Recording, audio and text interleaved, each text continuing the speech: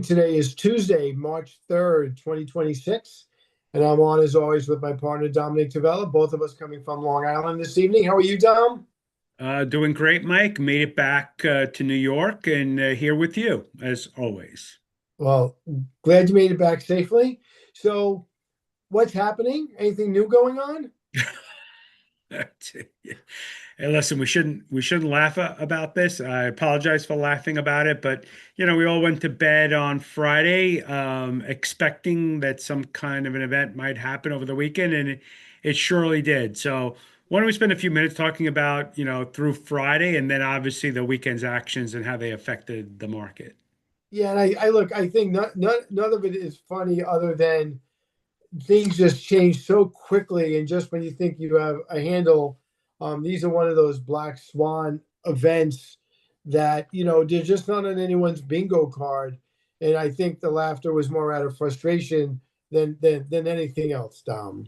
Yeah, um, and again, I'm not being defensive when I say this, Mike, but we always talk about headline risk, right? It's one of our favorite phrases.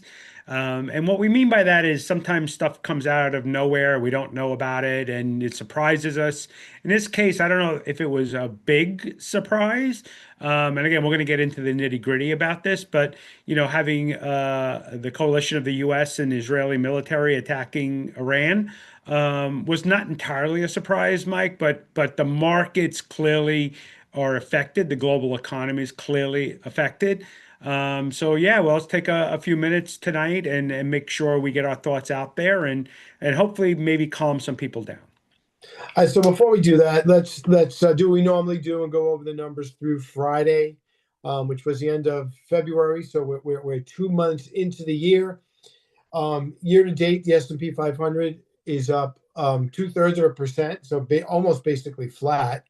The Nasdaq is actually down about 2.4% through Friday, and the Dow Jones actually was up about a little bit more than 2% through Friday. All those numbers are changed right now, and I don't have the most current numbers from tonight's close, but look, there are, I think, two sets of things going on. And one is the real tragedy of whether you want to call it a war, a conflict, whatever you want to call it. Lives are at risk, bombs are dropping, people are dying, and all that is very serious stuff and happening in real time. I think the headline risk, Dominic, is how long is it going to last? What's going to happen to the price of oil? What's going to happen to the straits that a lot of oil passes through? So I think the market is really nervous, not about what we know, but worried about what we don't know yet. Yeah, great point, Mike. So, looking at Friday's numbers that you rattled off, the markets, the general markets were not having a great year, Mhm. particularly because technology, which has led us the last couple of years, is re really kind of faltering. All the big names that you just have to own, the Magnificent Seven just haven't really been all that magnificent on a Mhm. year-to-date basis. So, if you were concentrated portfolio where these all the names that we all know and you own them all and you owned a heavy position in them, you're probably looking at a year-to-date number in a negative column, right? They have not performed well, and we won't spend a lot of time tonight on that. But the rest of the market, the other 493, as we've talked about for years, actually have been behaving well, and that's kind of what happened through. Friday continue to happen through Friday. Software companies, crypto, technology, AI companies, all way underperforming. In fact, software companies on the average are probably down what, Mike, 20, 30% year to date, Mhm. with some players being down way worse than that. But Mhm. when we look at all that stuff, and then what happened over the weekend, the whole dynamics change. And the fact that we're at war, I don't care what they call it, Mike, we're at war. We're at war with a nation that produces a considerable amount of oil, and a considerable amount of the world's oil supplies goes through the Straits of Hormuz. This is significant on a global scale. Yeah, and you're 100% accurate because before Saturday morning, the stuff that the market was worried about, like you pointed out, the AI run up, software as a service getting beat up, the GDP number wasn't that great, the Federal Reserve's new chief. Once bombs start dropping, Dom, it's always amazing to me. None of that matters anymore. None of it. All those stories take an immediate backseat, which is appropriate because now in real time, the all of the chairs have to be rearranged and people have to reassess risk literally in real time, right? Because what happens in tomorrow's morning headline will clearly affect their portfolio. Yeah, so let's kind of lay it out, Mike, and then maybe I don't know if we're going to make anybody feel better about anything, but we mentioned oil, which is, basically obviously powers the entire global economy. And it being restricted for any significant period of time. And we should say out loud that we have a glut of it on a global platform, right? There's this right now, there literally is tons of tankers around the world with oil in them, and they'll get where they're supposed to go on a timely basis. So in the short run, we don't have a significant issue other than new oil being produced is priced at a higher price because we just don't know the risk yet. But then you got to add in, Mike, things like Dubai is, we don't think of it much here in the United States, but it is in terms of global travel. Dubai is a portal into Africa, into Southeast Asia, India.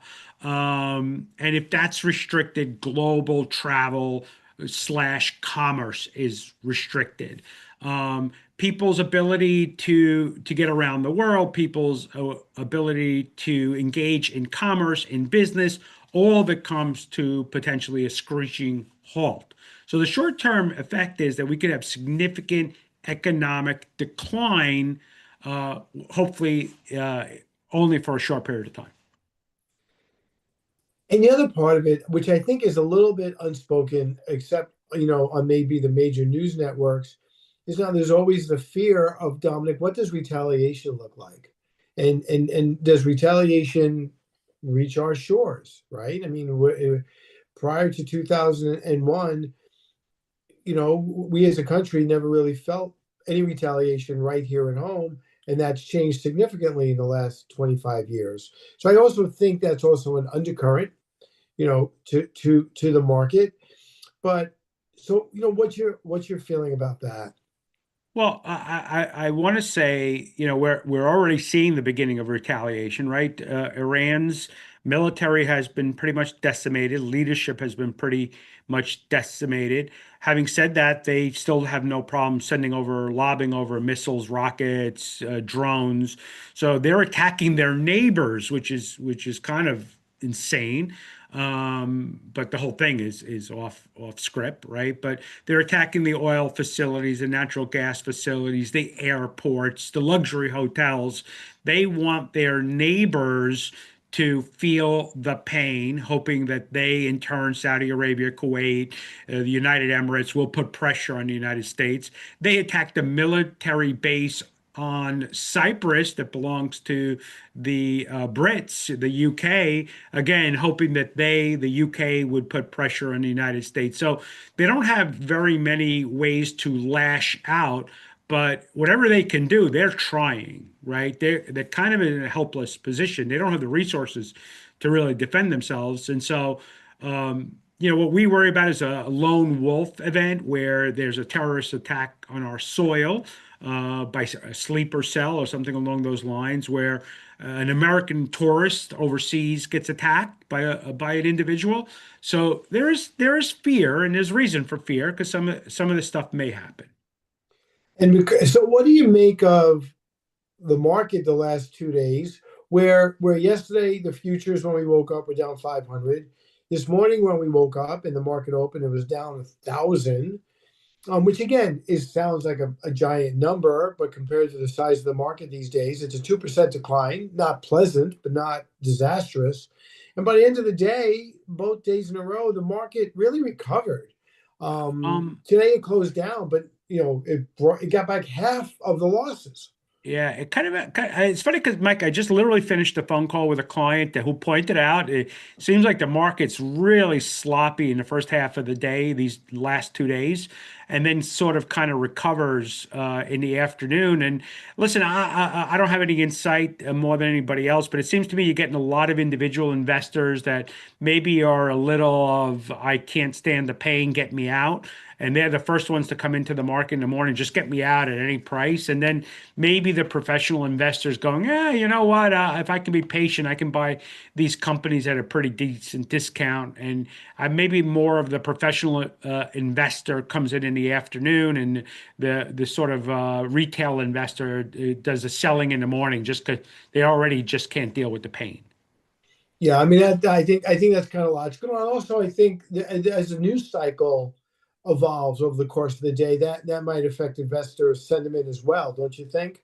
I think you're right on that one, Mike. Again, I think you're spot on. So this morning we had literally an announcement that came out of Iran that the Straits of Hormuz were closed, officially closed. Well, Hmm. okay, so anybody can make that kind of an announcement. And by this afternoon, our own president said, yeah, if we have to, we're going to literally escort every tanker in and out using our own military resources. And that kind of put the market's mind to ease. But yeah, the minute by minute headline is going to drive this market higher or lower. So yesterday morning, we were invited to a call with JP Morgan Asset Management, and one of their lead geopolitical commentators was on. He spoke about 20 minutes. And look, the expectation now from the experts, way smarter than me, um, are anticipating this being a relatively short event. Again, whether you call it a war, whatever you want to call it, I agree with you. It's a war, but the hope, and I think the market is still banking on that. You know, this last 3 to 5 weeks, I think the fear, Dom, is we're both old enough to have heard this several times, and then you wind up in this quagmire where it takes not 3 to 5 weeks. It could take months or years. And God forbid. yeah, and Yeah, that would be the Mike. worst case. And look, I want to say it out loud so that I'm going to pose you the question so you can say it out loud. But I think you would agree that even the declines we've had over the last 2 days, they've kind of been orderly, right? Clients don't want to hear that. They don't want to hear that, markets are down 1,000 points. But on a Dow Jones that's at one point was up 50,000 to 50,000 year to date, 1,000 points is literally kind of nothing, 2%, right? two So percent it's kind of been orderly, right, Mike? Wouldn't you Yeah, say? and look, Dom, it always makes me nervous when clients get complacent. I follow the volatility index pretty closely, but you know, they have not seen this chapter of the book, but they've read the book before, right? We've been through so many of these cycles in the last 10 years that they quickly recover, that I think the clients are just anticipating that this too shall pass. And again, looking at this thing historically, Mike, eventually things do calm down, and Mhm. eventually markets do. Seeing that perhaps the worst hasn't happened, then they work their way back higher, right? But we're still dealing with a lot of unknowns and a lot of possibilities. And I do think this too shall pass. But I don't think it's a day or two. It might be a week or two or three. But we will be living with some excess volatility for a little while longer. So before we take a break and get to our guest, Peter Schwartz, let's talk about what we've done with our models. We got a letter out to our clients. So why don't we just spend a few minutes talking about some of the adjustments we made as we heard the news that battleships were heading towards Iran. Yeah, so it's funny because I'm sure you've had the same conversation with your clients today. The ones I've had with my clients, like, you guys had a crystal ball, and I'm like, no, we don't have a crystal ball, not one that works. But last week, early in the week, we raised cash by 2.5% in our client portfolios. And then on Friday, once we learned that the Iranians had walked out of the negotiation that were going on with the U.S., we liquidated another 2.5% in some of our portfolios and raised cash in others. Look, we don't have a crystal ball when you see all these ships and military and planes and missiles all gathering in one spot, and the negotiations don't seem to be going well. I don't know, Mike. How about you? I don't think you need to be a brain surgeon to go, this may not go well. And just in anticipation and trying to be prudent, we have raised cash before the attack occurred. So again, we were fortunate in that we raised cash and tried to get a little bit defensive. Hindsight, you always want to do more, right? But at least we were preemptive in putting the portfolios in a place where we could have some excess cash to hopefully buy when the opportunity comes along. Well, again, I would disagree a little bit in your defense by saying we're not market timers. So we weren't trying to time the market as much. You were trying to be proactive with what we simply saw. And again, to your credit, Mike, because we spoke over the weekend, and what we were seeing says, hey, prior to the weekend actions, that this might go sour, and then more important, we do have a responsibility to be proactive, and we were fortunate that we were. And of course, we Sunday we sent the letter out to our clients going, "Hey guys, normally we wait for the week, we wait for this podcast to get our thoughts out to our clients and our friends and such. But we thought we should be very proactive to let clients know, hey guys, you may not notice because it's the weekend, but we were a little fortunate in our timing in with regard to putting some cash off to the side." Let me ask you this. It just popped into my head. Look, if Trump is anything, he's a businessman in his heart. Do you think it's a coincidence that both the scooping up what was it, Mondaro, whatever his name is in Venezuela, and this attack in Iran both happened Friday evening into Saturday morning to kind of let the markets absorb and digest this news? I don't think it's a coincidence. I certainly can appreciate that you don't think it's a coincidence. I will say that there's a specific holiday in the Muslim world, and that maybe let them be a little bit off guard. And I think they were being very opportunistic about when they could take advantage of both scenarios, the one in Venezuela and the one in Iran. Hey, we have an opportunity. We may not have that opportunity tomorrow or again in the near future. So I honestly do believe they were very opportunistic about, hey, we got a chance, we got to take our shot. And I didn't mean that the way it came off. I apologize, but they saw an opportunity. They being the Israelis as well, right? Let's be honest, Mike. The Israeli intelligence is considered some of the best in the world, as is ours. They were had knowledge of certain events.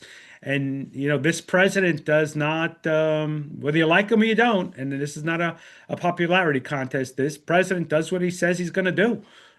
So in our view, again, to last week prior to the invasion, we just looked at this armada in the Middle East of ships and then planes and soldiers and missiles and the aircraft carrier Ford coming into the theater, and like, this I don't know about you, but it just doesn't feel like it's going to be easy going, and maybe we should be a little bit careful. And again, fortunate that we were.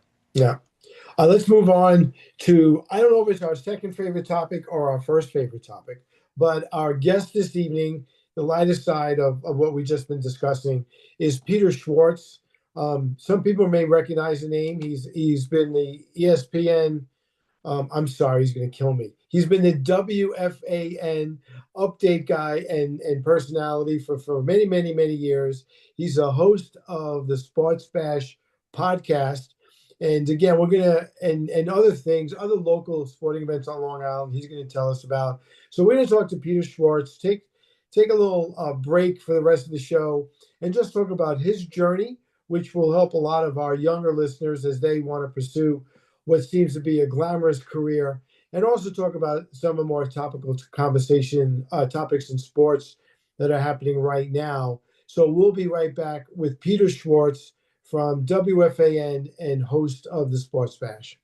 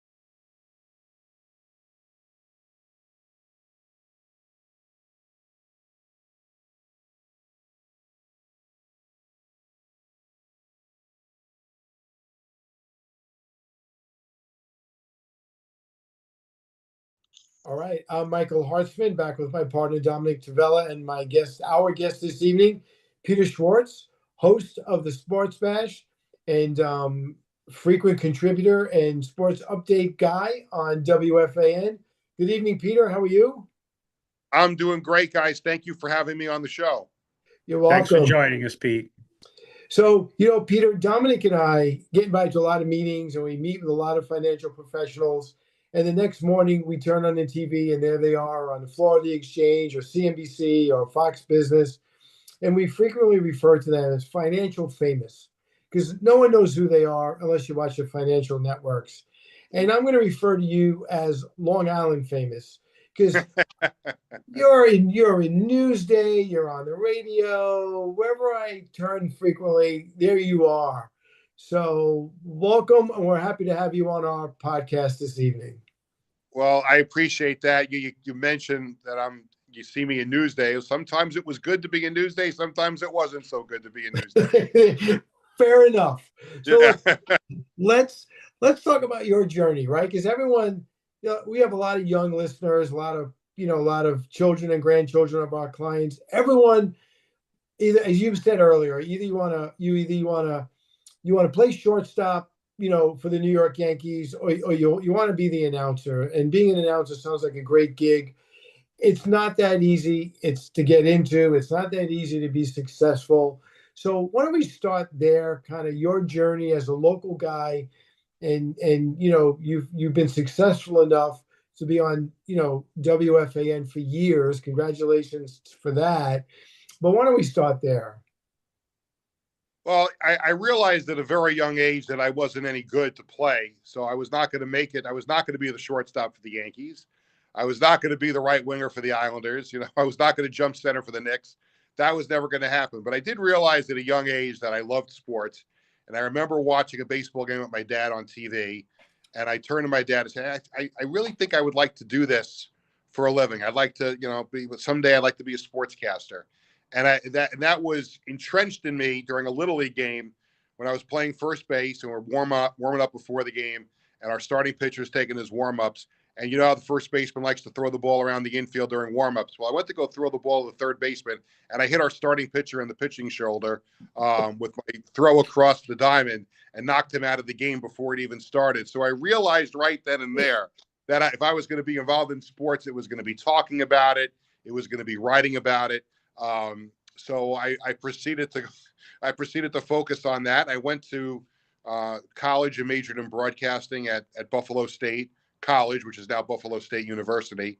And my first job out of college was with Sports Phone. You guys probably remember Sports Phone. That was your sports radio before it was really sports radio. 976-1313. Oh, Mike, I don't believe it. I can't remember what I ate for lunch today. But I do know we used to dial in to get the most updated score, right? Yeah.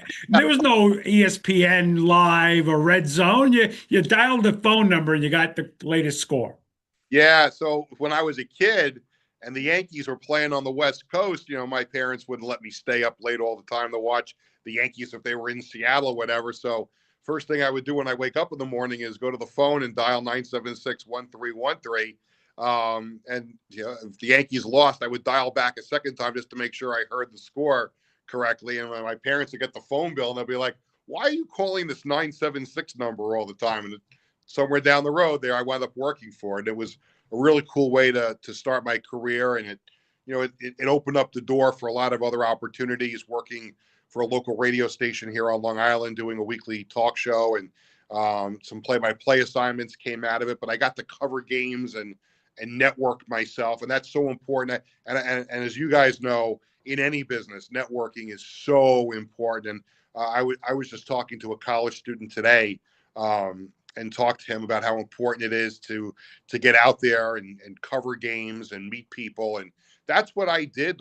Even though I was working at Sports Phone, I spent a lot of time meeting people at games that I was covering, and it eventually opened up a door for WABC, and I started working there, and that led to ESPN and to what I'm doing today with the Fan and some other things. So it was a long journey. I don't regret any of it. It's a lot of fun. I could be selling shoes for a living, but I'm doing something that I'm passionate about. And the cool thing for me is that I get to do different things. I host a show. I do updates. I do play-by-play. I do PA. I do some writing. So I'm very, very fortunate that in my career of 36 years now, that I've been able to do a lot of things. And if you told me when I was 6 or 7 years old that I've get to cover the World Series and cover the Super Bowl and do this and talk to some of my favorite players, I would have said you're crazy. But I'm just grateful that I've had that opportunity. Hey, Pete, just a somewhat tongue in cheek, but you think about sports in New York and you're talking to all these athletes and watching games. Why don't you tell us how glamorous and sexy the whole sports deal is, especially in New York? Well, again, most sports fans, people who follow sports radio and read the newspaper, the last thing they want to do is hear me or any other sports reporter complain about long hours. Or, oh, you're getting paid to watch games. Yes, that's 100% true. But there's pros and cons to everything. Years ago when I was covering the Mets and Yankees on a regular basis for ESPN, and I would leave my house at 2:00 in the afternoon to go to a Yankee game, to get into the locker room at 3:30 when they open up the locker room to talk to players pregame, and game starts at 7:00. You're lucky if the game ends at 10. You go to the locker room. By the time you do your work and file your reports, you're out of there at 11 and 11:30. I'm home by 1:00 in the morning. So, but people will say, well, you got paid to be at a baseball game. Yeah, but I was out of my house at 2:00 in the afternoon, and I got home at 1 and didn't get to see my wife before she went to go to sleep. Come on, Pete, you worked half a day. Come on. Well, a day-night doubleheader that starts at 1:00 and then has the night game at night, that's a pretty long day too.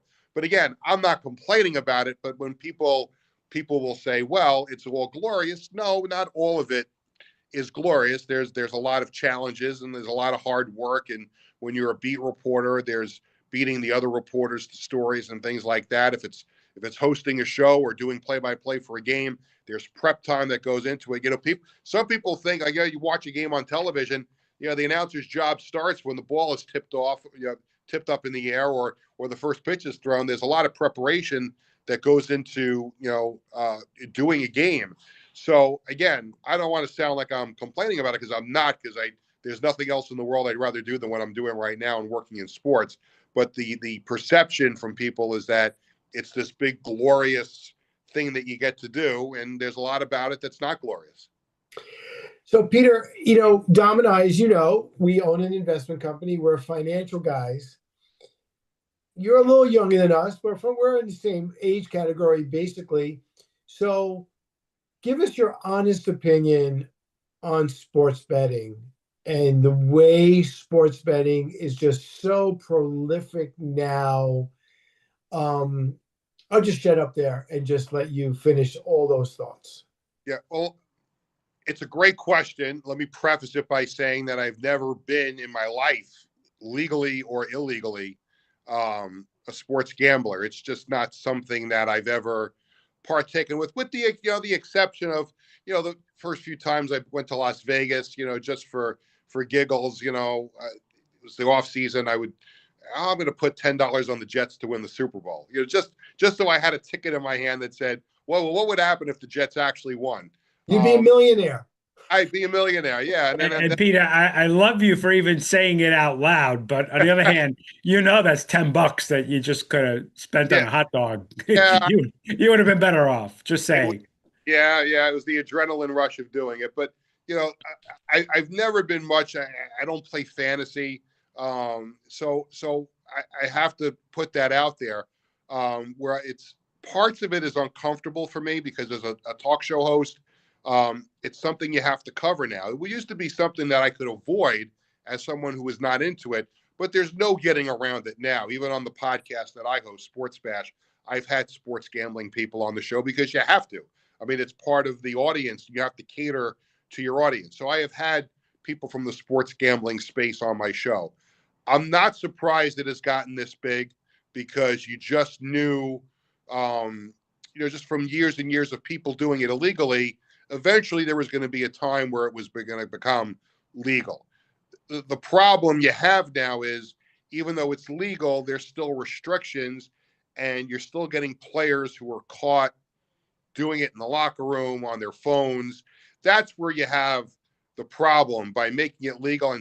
And really, all the sports leagues and the teams are all in bed with the gambling operations now. You can't watch a game without seeing something for DraftKings or anything like that. So I'm not surprised how big it got. I am surprised how long it took for it to be legal, because there was so much money for the sports leagues and the states to make on it, that I'm surprised it took so long. And I think a lot of the people in the gambling space would agree with that. But it's not going anywhere. It's here to stay, and it's just a part of society now. Are you surprised? Because that revenue that's coming in now, right? You brought it up accurately, has made the value of these teams, and we can look at almost any sport and go, that number is just nuts. But the value of these teams is just on another level. Did you ever foresee that happening? Did you ever think it could happen? I always, growing up, obviously, and then becoming someone in the media, like, you always knew that it was, the Dallas Cowboys and the Yankees, and the Lakers, the teams that historically did well and had championship pedigrees, and they owned, they owned their own regional sports network. They would operate their stadium. Like, those are the franchises that you always knew they would be worth the most money. And to say that a team now could be worth $1 billion or more in some cases, I think if the Dallas Cowboys were on the market, they'd go for more than $1 billion. I'm sure the Yankees would as well. But some of these teams in smaller markets, like in the NBA, like I'm sure if the Oklahoma City Thunder were were on the open market to be sold, they'd be going for close to $1 billion, I would think, just because they sell out every game. They probably own their own TV network. So no, I'm not surprised. I think the numbers are staggering, but when you think about the business and how much money is being shelled out for TV deals and things like that, I don't think it's a surprise. I think it's a surprise more in some of the smaller markets that it's gotten that big as far as the numbers. But certainly here in New York, I mean, you wouldn't be shocked if you saw the numbers that what the Yankees or the Mets would be sold for if they were on the open market now. But Peter, I agree with everything you said. And just getting back to the question of the sports betting and how the leagues have embraced it, and I understand why they've embraced it, they're making a fortune. What makes me nervous is for the young viewer who literally can make a bet. I think I've never gone on a website, but I listen to the commercials. It sounds to me like they could bet on every free throw if they wanted to in real time. So how? I mean, the hypocrisy of not having Pete Rose in the Hall of Fame to where we are now, where you literally are possibly creating an entire generation of gambling addicts. I just think of at some point there's going to be blowback for these leagues that somehow I think it's almost a little bit it's gone a little bit too far in my opinion. Yeah, I would agree with that. To me at times it's uncomfortable. I'll take you back to the pandemic. When they came out of the pandemic, they were still in the pandemic. When the NHL came back to play in the bubble, and they had teams were playing in Toronto and teams were playing in Edmonton, the Islanders made that run to the semifinals, and that was one of the good things that came out of that pandemic was there was a lot of bonding time for me and my family watching all those Islander games. Some of them were in the afternoon during the week, but it was right around that time that like the gambling companies really started to advertise very heavily on the telecast. And I remember sitting down, the Islanders were playing an afternoon game in the bubble, and my younger son, Jared, said to me, why do we have to sit through all this like gambling stuff? I just want to watch the game. And there would be a whistle in the game, and the screens one screen would go small, and then the ad would come up for 15 seconds. It's not too late to put a bet down on this game. Go to whatever. And it was uncomfortable for me. It was uncomfortable for my kids who, they don't know from this because mom and dad don't do it. So I was always concerned that we needed to have a conversation with our kids about it. And we did, and we're very, very confident that it's not going to be a problem. They do play fantasy, but they play free fantasy sports. They'll go to the ESPN website or something like that, and they're always talking to me about their fantasy teams. I'm like, how much is it costing you? Nothing. Just making sure that that's the case. Look, when they get older and they want to do something on their own when they're an adult, I think they have a pretty good head on their shoulders, so I'm confident they'll be okay. But I am concerned because I do hear from them about friends of theirs who are into this and spend money on their phones doing the sports gambling. I think it's dangerous. And I would say it's a conversation every parent has to have with their child, whether they're 5 years old or 15 years old or 20 years old. I think they have to have that conversation. And it also, Michael, it depends on the upbringing they have in their house. If they're in a house that they have parents that are gamblers, chances are they're going to be gamblers too. So not to say that my wife and I don't, take a ride out to Jake's 58 once in a while to spend an hour. I think that's healthy. I think that's fine. But I think it's important for kids to learn about gambling at a young age so that if they are around it, then they know that they can control it themselves. I agree. Pete, I think the issue for us as financial advisors, and I've literally witnessed this with my own two eyes, they'll have the sports betting app on their phone and they hit a bet and then they swipe over to a financial app that allows them to buy or sell stocks or cryptocurrencies on their phone. And they're literally flipping back and forth between the betting site for sports and I hate to call it the betting site, sorry, for investing or speculating. And there's almost no difference between the two for these young people. Yeah, it's dangerous. It really is. I mean, and to that point, people will say to me, "Oh, what did you do on Sunday? And I'm like, I sat home, watched the Jet game. Oh, you don't have like the red zone? You're not watching the other games? And I'm like, no, I'm watching the Jets. I'm not watching any one game. I'm watching my phone and I'm watching the red zone because I got my fantasy team and I need to know what's going on in this game. And I'm like, that's not how I grew up learning how to watch sports. I want to watch the game that I'm fixated on. I don't care about the other games. And I think that's the problem now too, because the way to watch all these games is so easy now. Now you can get the red zone, you can get the Sunday ticket and watch every single game you want to.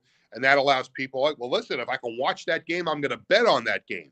It used to just be you could have the Jets or the Giants here in New York, or if you lived in Miami, you got the Dolphin game on TV. Now anybody can watch any game, and they're going to do it, especially if they have action on the game. So it's and you're right. When you have it at your fingertips and you can go back and forth from one app to another, I think it creates a monster. Again, I'm pretty sure my wife and I have our kids under control on it, but I don't know if I could speak the same for other people. I just think it's dangerous, and I think education is extremely important. Whether you're in the financial world or whatever world you're in, it's something that's got to be educated to the young kids. I'm surprised they don't talk about it in school as much. The teachers do. I agree with you. So that's a great segue. You've done this nicely for me. You should pursue a career in radio. I appreciate the segue you just gave me. Let's talk about let's talk about college. Let's talk about the NIL, name, image, and likeness. I didn't realize until I was watching the college playoffs this past year that some of these college athletes literally are paid millions of dollars now, millions. So, and I know your son is a college athlete; he plays football. What is that all about? What's the NIL all about? And I mean, I personally think paying these young athletes is probably fair. The institutions make a ton, but could you educate our listeners on what the NIL is all about? Well, I think before you talk about the NIL, you have to go backwards a step just to kind of recap where we were in college sports years ago. Because there was a time where if you were a college athlete, legally you didn't get paid any money. I mean, there's always been the talks and the stories about how boosters would pay kids under the table to go to a certain university. So let's take that out of the equation for a minute. Let's go on the surface that everything is on the up and up and legal. You are a college football player, you get recruited to go to school A, and you're there. And back in the day, you were locked in there for 4 years. The coaches could always leave. The coaches always broke their contracts, but the players could never leave. The players could never get a job while they were in school. They couldn't even go to the school store and get a job. They were on a scholarship. They were on a free ride. That was their thing. Now, if they wanted to transfer to another school, they could do it, but they'd have to miss a year. You want to go from school A to school B, you can go to school B, you can go to class, but you can't play football at school B for another year. You've got to take a year off, unless there were mitigating circumstances, whatever. So I always felt like the student athletes got the short end of the stick, even though they were getting a free ride for college. College students, and I was a college student. I mean, everybody was a college student for the most part. You need some money when you're in school. You want to be able to take your girlfriend out for dinner, and you can't do it illegally. You can't have the coach do it for you because that's an illegal, financial thing. So I always felt like the players should have gotten a stipend. And I think if the players gotten a stipend somewhere along the way, whether it's $100 a week, whatever it might be, I don't think we ever would have gotten to the point where we are right now. What we did was we went from zero to 60 in less than a second, where now these players are getting paid, as you mentioned, millions of dollars to go to a school, and then they're essentially a free agent after every year. So you could literally be a student athlete going to school now and go to 4 schools in 4 years. Or if you have that more eligibility, you can go to 5 schools in 5 years. St. John's basketball last year, Mike, win the Big East championship, go into the NCAA tournament. From that team that went to the NCAA tournament last year, only 4 players came back this year. Mhm. Now, some was because of graduation, but a lot was because Rick Pitino went out and got better players. He went out and offered money to bring that guy in from that school, from Duke or from North Carolina. So it's become this, wild, wild west where players aren't committed to one school for 4 years. It just doesn't work out that way anymore. And it's to me, it's diminished the product of college sports. I think, listen, you want to move once in your 4 years. If you're not happy with where you are, you move once. Yeah, Or if there's a triggering event, right? Your coach leaves, then I think it should open the door for right. the average Well, athlete. but here's the other thing too: is if you committed to go to a school, I'll take football for example because that's the one I'm closest to. Because as Michael said, my son plays college football. You commit yourself to a school, and you don't get to play right off the bat, and then the next year comes, and you don't get to play. Well, you're going to get sick of not playing. I know you're there for college, but you're going to get sick of not playing. So you're going to try to transfer it to another school. Now you could do it easily. Back in the day, you couldn't. You were basically a prisoner of the college that you had committed to. Unless there was a mitigating circumstance where they would let you out of your scholarship, you were stuck there for 4 years, whether you got on the field or not. Now, you go to a school for a year, you don't get on the field, and you don't think you're getting on the field the next year, you go in the transfer portal and you find another place to go. And that's just the way it is right now. But again, you should be able to, just on basis of your own merit, be able to pick one time in your 4 years to switch to another school. Now, other stuff does come up. I get it. Coach leaves. Maybe the school is brought up on some kind of charges or whatever that lets you leave as well. But the going to 4 schools in 4 years is just something that's absolutely crazy. But the money is there. That's what it is. You're going to get more money to go to that school. You're going to go to that school, and there's nothing holding you to that school. So the year after, you can switch to another one. We were trying to explain to my mother because my son is actually in the transfer portal right now, mitigating circumstances where he was last year. And my mother's on, why is he transferring? I'm like, well, because he's looking for a better situation. Oh, but years ago, you went to school for 4 years. Well, Mom, I wasn't an athlete. That's number one. Number two, it just wasn't easy to move back then. So it's something new.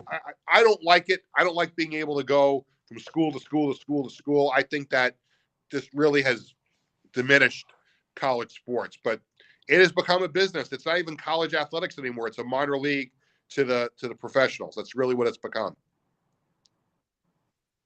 AP, just because I don't want to run out of time without asking the question, so I'm going to just change it up a little bit. One of my favorite teams was the '86 Mets, and you were in the locker room. You were a lot of the broadcasters. I want to go knew what was going on behind the scenes, and it just seemed like in those days, even though you guys knew what was going on, you kind of kept it hush hush. That doesn't seem like that happens anymore. Was there kind of an unwritten rule back in those days, and has that rule changed? Well, if you're going back to '86, I was in college at Buffalo State, Yankee fan rooting for the Mets to beat the Red Sox in the World Series. So I don't go back that far. But yeah, it's different now with the information. There used to be back in the day where something happened and it was put in the newspaper and you don't get to see it until the next day. Then came If you got to see it at all. If you got to see it at all. And look, it's different now because now you got the beat writers for the newspapers, you've got sports radio people that are going to games, you've got national people, you got bloggers. There's so many more people out there, and that leads to so many more opportunities to connect with players and agents and get sources. But I mean, there was a time where if something happened when you were at the game, people didn't find out about it until they read the newspaper the next day. Now, something happens, the writer puts it out on Twitter, and all of a sudden the whole world knows about it. So the Yankees make a trade, you find out about it in 2 seconds. So back in the day, it wasn't so much that the writers and the reporters held on to it. They had it. They just didn't have a way of getting it out there. Not until sports talk radio started, if they happened to be connected with a sports radio station. But it's not a question of whether they had it or not. I'm sure people who covered the '61 Yankees had stuff on players and coaches, and they just you didn't get the information until the next day, or maybe days down the road when you finally picked up a newspaper. It's a completely different ball of wax now because it's so much easier to transmit stuff that happens. I'll cover Islanders practice, one morning, and you watch the players come on the ice, and you'll see he hasn't really missed a practice for any particular reason, just for rest. Matthew Schaefer's not practicing this morning.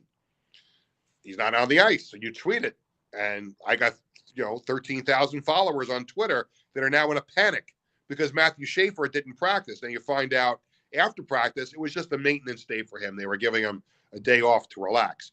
But by not seeing him on the ice, that was a story. Matthew Schaefer's not practicing. Why? Everyone wants to know why. Well, we won't find out till we talk to Patrick Waugh after practice. That would never happen 30 years ago because there was no Twitter. There was no way to dissect that information and disseminate it anywhere. We now, because of social media, live in a completely different world when it comes to sports reporting because you are reporting it as it happens, as opposed to years ago when you had to wait till the next day to find out about it. Peter, that's a great answer because the truth is, 30 years ago that would not have been a story because you would have found out it was a maintenance day for him, and there would have been nothing to report. Right. Right.